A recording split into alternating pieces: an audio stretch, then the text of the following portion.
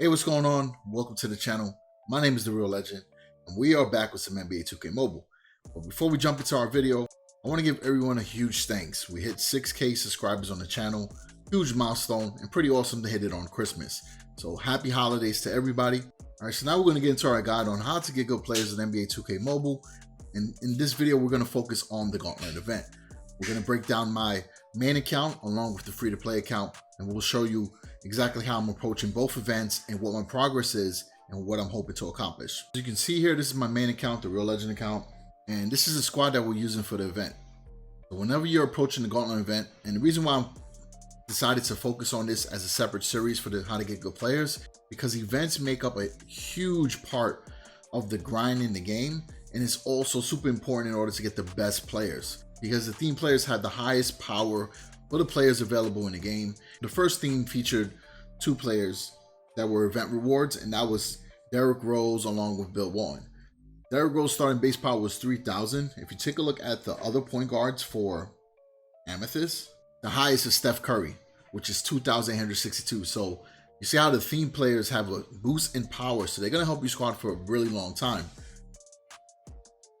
And if you take a look at the rarities, we'll look at Emerald. Mark Jackson was 1,057 for this theme. The highest Emerald point guard foundation is 906. Now, if we take Mark Jackson's power, which is 1,057, and we compare it with the Sapphires. So if you look at Mark Jackson's base power, which is 1,056, for an Emerald player, he's almost as good as a Sapphire player, because the lowest Sapphire is 1,076. They're pretty comparable. Even if you had a squad with Sapphire players, you still can use the event theme players. We have another example, Magic Johnson, 2,288 Ruby reward. So if you look at the highest Ruby point guard, 1,858. That difference in power is just very important in order for you to grind your seasons, in order to make the jump to the next rarity, whether you're going from Sapphire to Ruby or Ruby to Amethyst. So the Gauntlet is pretty simple, right? By this point, you should have figured it out. There's 3 tiers. Each tier has a certain power associated with it. Upon completing all the games in that tier, you'll get a win streak bonus, with the highest win streak bonus being for the hard difficulty, which is 1,500. Now, there's also a recommended power that is associated with each tier. As you can see, hard is 2,000. Right now, my main team, based off the theme players that I have, right, we're using 4 theme players, which gives us an 80% bonus for every round that we win. So it's very important to have as many theme players as you can in the event. You can see that Chris Webber was an event reward. Grant Hill was an event reward as well. So we grinded the first 2 events in order to get those players. With that team being at 2,600, we're able to get through all the games without an issue, playing on auto without losing, right? Because the event is such a grind, you want to be able to have your games going on auto. If you're unable to play, set the device aside and just let it work. If you're free to play, you want to play as many games as possible in order to get to that streak bonus faster.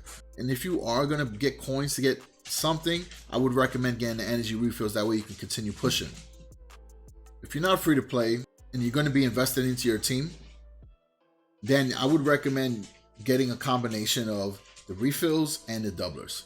On my main account, I use doublers. And at the end of each game, which is the second quarter, I like to do a doubler and a triple event point, which is the first option on the left. You can see it says ×3 event points. Combination with the doubler, that way I can maximize the amount of points that are earned for that round. I don't do it for every quarter because the first quarter doesn't give you as many points as winning the game. That's why I don't use a doubler or a triple event on the first quarter. It's just a waste of coins unless you just have it like that.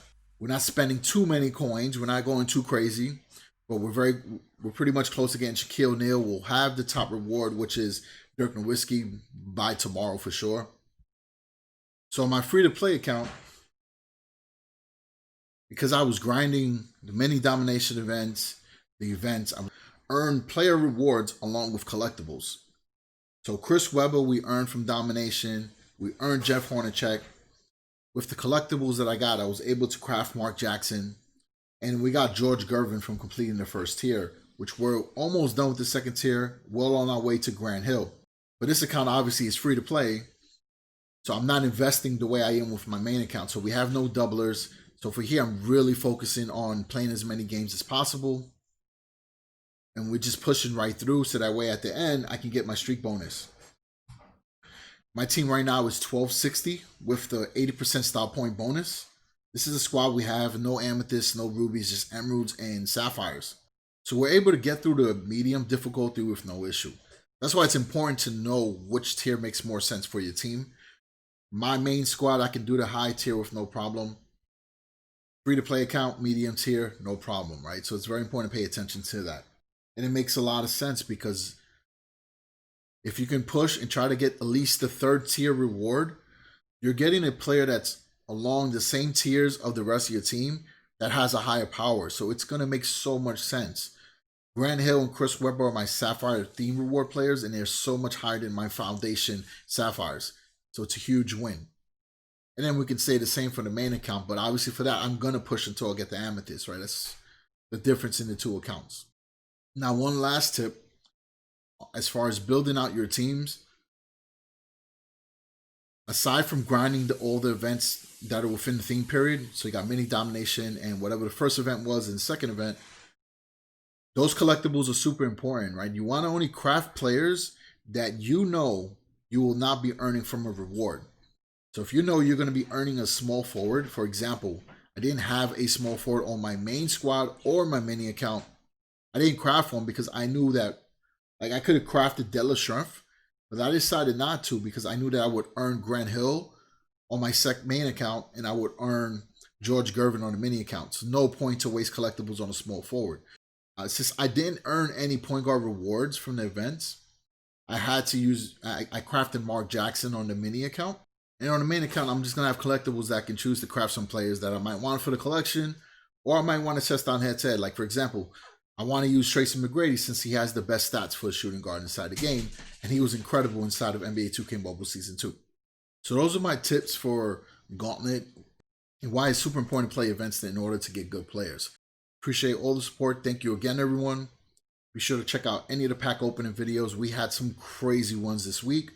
And also check out the free-to-play series where I'm grinding my second account, no money spent, in order to make a push for a great team. We'll be dropping an episode for that during the weekend as well, since we try to drop one free-to-play episode a week. But I decided to throw in this guide as a bonus. All right, so again, appreciate the support. Take care.